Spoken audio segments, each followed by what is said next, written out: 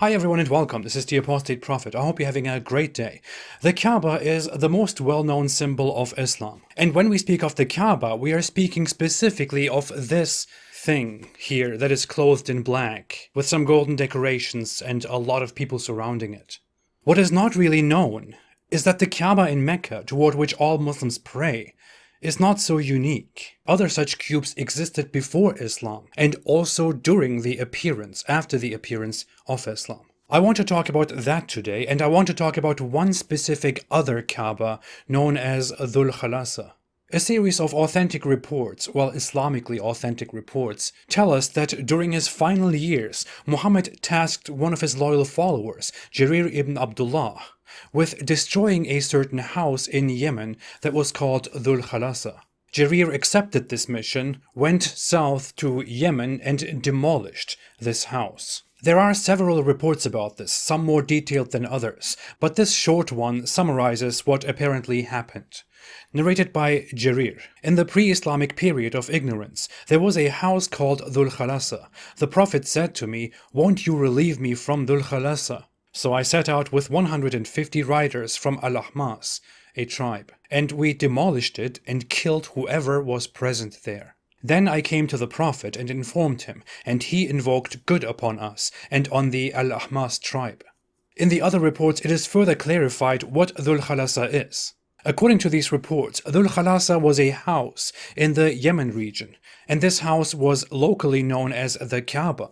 Jarir also says that it was known as the Kaaba of Yemen. The reports also say that this house is part of a temple, that there were idols inside this house which people would worship, and that the worshippers at Dhul Khalasa would use divination arrows.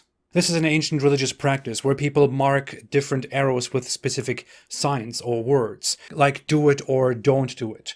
Then they ask about a specific matter, like should John marry Jennifer? Then they shoot those arrows, and whichever arrow lands further away, that is the answer of the gods, or the god in place. If the arrow that says do it lands further away, then that means the gods or the god wants John to marry Jennifer. I know it sounds very dumb, but humans were not always very smart. The Kaaba in Yemen was reportedly held by one tribe, or by more tribes, which would gather here. The parallels between this Kaaba and the Islamic Kaaba are not hard to miss once we know more about the Islamic Kaaba. Prior to Islam, the Kaaba was a house at the center of Mecca. It was known as the Kaaba. According to Islamic reports, this house was also home to idols, which the pre-Islamic polytheists would worship. Muhammad reportedly destroyed these idols after he conquered Mecca.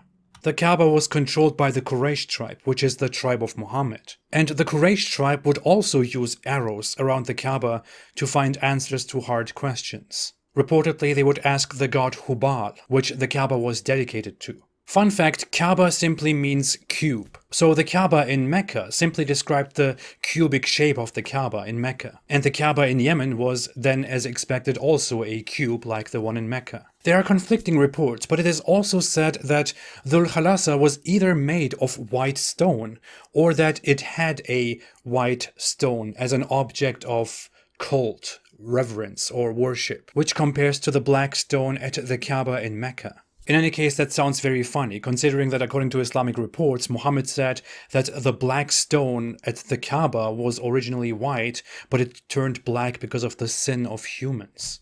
All of this already sounds interesting, suspicious. Why is there a Kaaba in Yemen that is very similar to the Kaaba in Mecca, used for the same purposes? Which one came first? What is the significance of these cubes? I will not ask why Muhammad wanted it destroyed and why he had it destroyed. Contrary to some naive modern depictions of Muhammad, Muhammad was strictly against the existence of such pagan temples and objects in Arabia and had them violently destroyed while killing the people around them. In the example of Dhul Khalasa, the hadith described that Muhammad's man Jarir threatened a priest who was at Dhul Khalasa and who was practicing arrow divination by saying, "Break them, the arrows, and testify that none has the right to be worshipped except Allah, or else I will chop off your neck." So the man broke those arrows and testified that none has the right to be worshipped except Allah. Nice, right? A violent, forced conversion, casually described here in the Islamic reports.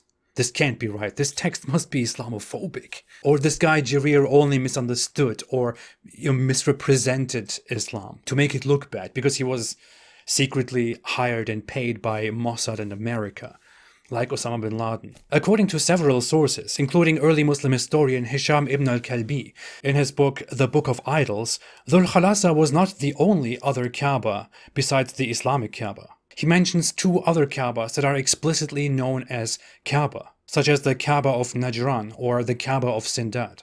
It has been mentioned by others that such cubes existed throughout Arabia, and that this was simply a pagan practice. The problem is that Muslims had everything destroyed there, which is why we can't really verify much of this. What is additionally interesting, just a side note, is that there is also a cube in Iran, known as the Kaaba-i Zartusht, the Kaaba of Zoroaster, or the Cube of Zoroaster, a Zoroastrian building that was apparently built 2,500 years ago, and which looks suspiciously similar to the Islamic Kaaba, which looks like this uncovered.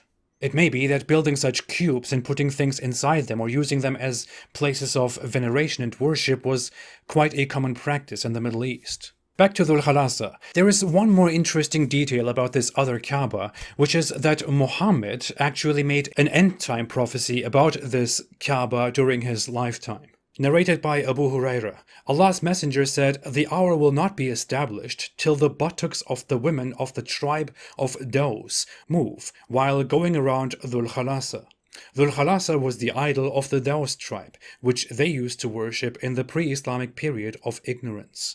I don't know why the dear Prophet is describing the booties of women walking around their holy place, but he is clearly describing that one of the signs of the end of time is that the women of the Daws tribe will be going around this house called Dhul Khalasa, apparently in worship. Since he is describing their booties, it might be that they are walking around it naked, which was a common practice. People also used to do that around the Islamic Kaaba.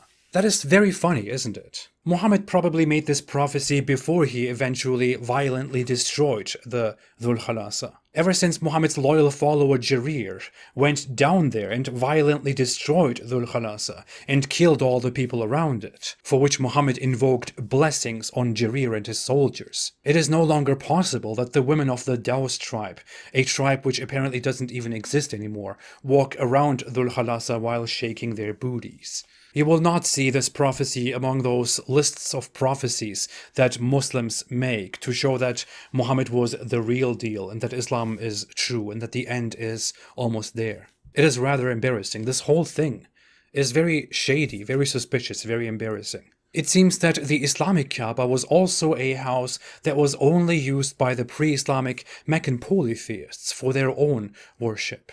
Although Muslims claim that it is Allah's first house, built by Abraham, or maybe even before him by Adam, we simply have no historical records about the Kaaba until after the rise of Islam, and we certainly do not have any connection between the Kaaba and Abrahamic religion. Although Muslims claim that the Kaaba was a hugely important building, and that Mecca was a hugely significant trade center, we also have no historical records of Mecca until after the rise and expansion of Islam. As it seems, the Kaaba was simply one of many pre-Islamic polytheistic buildings which people used for their own purposes, and Muhammad simply took over this building, adopted it, and made it a central part of his syncretic Islamic religion. And the existence of this other Kaaba and other buildings across Arabia certainly raises suspicions that I think should be further investigated. You can't trust Islam. Thanks for watching. If you like this video, don't forget to like, to subscribe, and to share. If you want to support me and what I'm doing, you can support me on Patreon or on apostateprophet.com so I can make more videos in the future. I will be back soon. Have a fantastic day and stay away from Islam.